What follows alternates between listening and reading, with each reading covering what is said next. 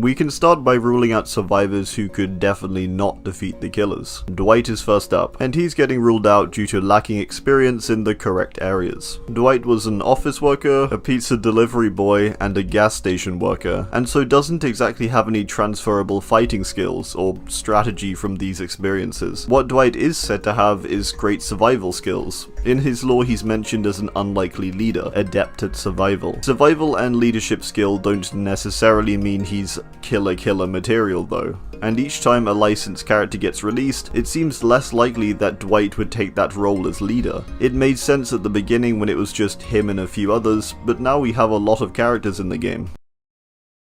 Meg has valuable survival skills, largely due to her running, so I guess it's more fleeing for the purpose of survival skills.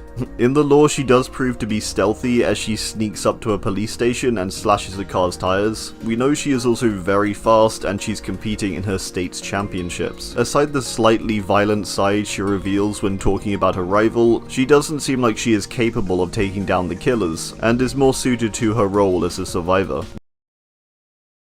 Next, let's look at those who couldn't defeat the killers but could provide support. Claudette is going to start us off here, as I think she perfectly exemplifies a support character, as it were. She's described to be very intelligent in the lore and a great botanist. In her perk Botany Knowledge, we can read, "You transform plants found around the campfire into tinctures that slow down bleeding." That's quite impressive, honestly. She's also the only survivor that is able to heal herself without the need for a medkit or any prerequisite thing like a totem or locker. Like many of the others mentioned, she's fully set for survival in the realm, and I think has a great potential to assist others in taking the killers down, but likely not taking them down herself.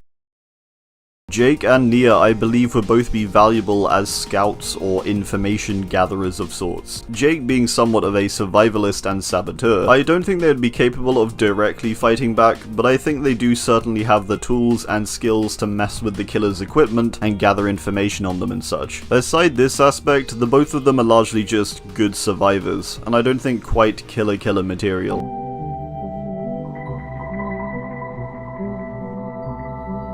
Today we're considering which of Dead by Daylight's killers could possibly defeat the entity. To start off, which of the killers would have no chance of defeating the entity, or no desire to fight back to begin with? For the hillbilly, I'm going to say that not only would he not want to fight back, but also he does not have the resources available. He could maybe cause a bit of damage with his superhuman speed, strength, and resistance, but as his best tool is a chainsaw, and the entity's claws are said to be as tough as iron, I don't think he'd be able to do much damage.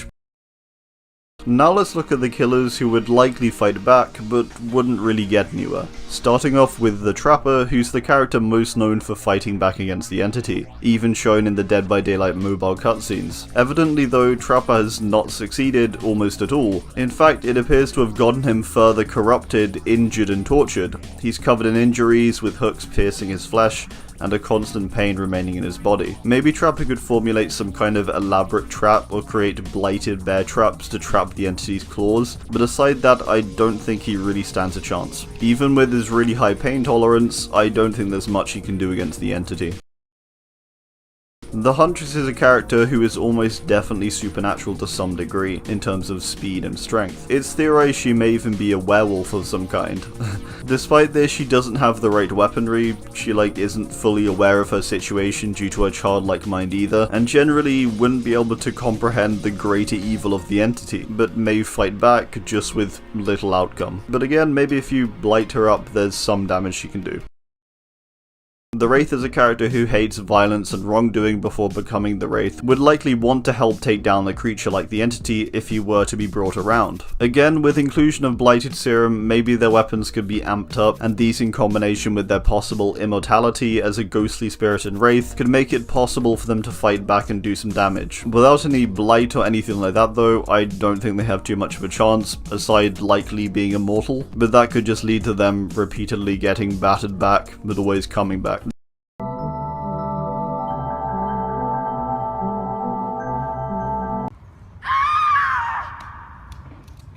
So no head.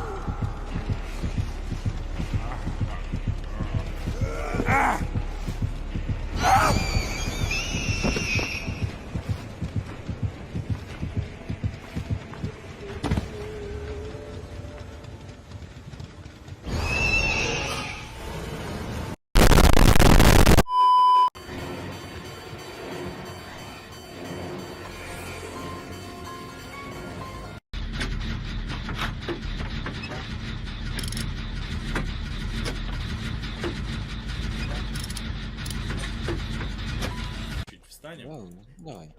Давай. Щоб я хоч проходив.